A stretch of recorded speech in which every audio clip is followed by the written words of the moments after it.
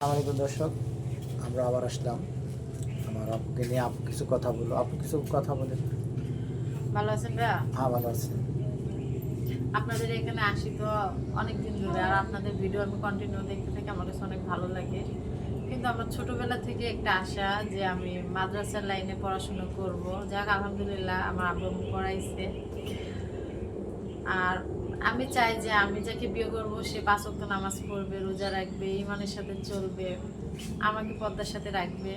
যাক, ফ্যামিলি একটু অসুবিধার কারণে যাক অন্যরকম একটা চিন্তা ভাবনা এসে গেছে। এখন চাচ্ছি যে বিয়ে করে সংসার করতে।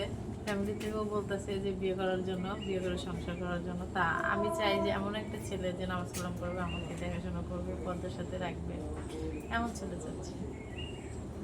দর্শক, আপনারা তো জানলেন তার মনের কথা, তার যে মনের আকাঙ্ক্ষা, যার তার মনের বাসনা। সে এমন একটা ছেলে চায় যে ছেলে সবসময় তাকে পর্দার ভিতরে রাখবে। সে বর্তমান যুগে তো সব আপটুট, তো দেখতেই আছেন ক্যামেরার সামনে বসে কেমন তার চেহারা। আল্লাহর রহমতে তাকে একদম কত ভালো দেখা যাচ্ছে। তো মনে হয় যে নিষ্পাপ। তো এই ধরনের মেয়েকে যদি, যে আমি মনে করি যদি কোনো ছেলে বিয়ে করে তো সে ভাগ্যবতী হবে, ভাগ্যবান ব্যক্তি হবে। সে অনেক ভদ্র। সে কখনো চায় না যে তার ফ্যামিলিগতভাবে কি সে আহ, অন্য কোনো যারা মাদক ব্যবহার করে, মাদক সেবন করে তাদেরকে বিয়ে করুক। সে ভদ্র চায়, যা আমি গরিব হোক তাতে কোনো আফসোস নাই।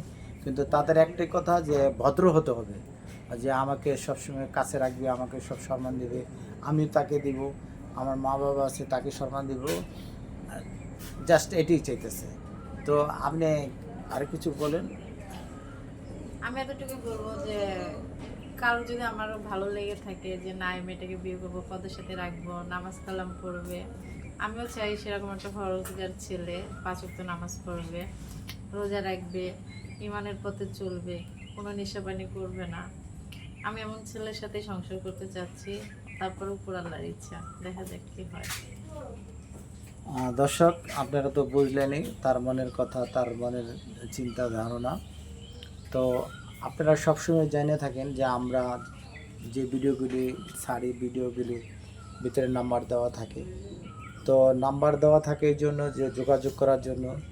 দেশ ও বিদেশের থেকে যারা কমেন্টস করবেন, যারা জানাবেন এই আপুকে বিয়ে করবার যারা ইচ্ছুক থাকেন, তা আমাদের স্ক্রিনে নাম্বার দেওয়া থাকে, সেই নাম্বারে যোগাযোগ করবেন আমাদের চ্যানেলের মালিকদের সাথে। যেহেতু এটা সরাসরি তাদের ব্যাপার, এটা আমি আপনাদের মতন একজন।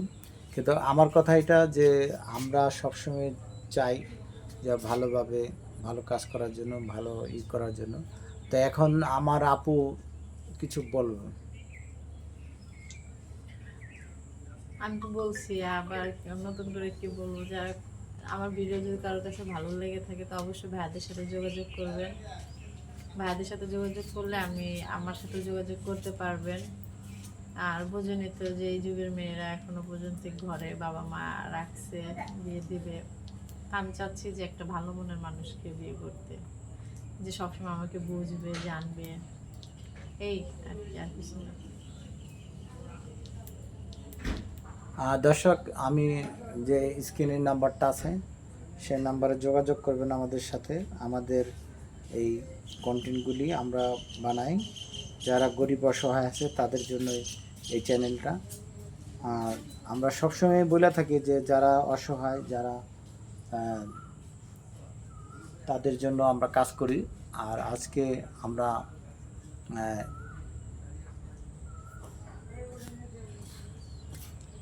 যে কাজগুলি বানাই আমরা সবসময় আমরা চাই আপনাদের কমেন্টসগুলি ভালো হোক। আপনারা কমেন্টস করেন, আমাদেরকে কমেন্টস করলে যে বেশি বেশি করে আমরা ভিডিও বানাবো, বেশি বেশি করে আপনাদের ভালো ভালো দেখাবো।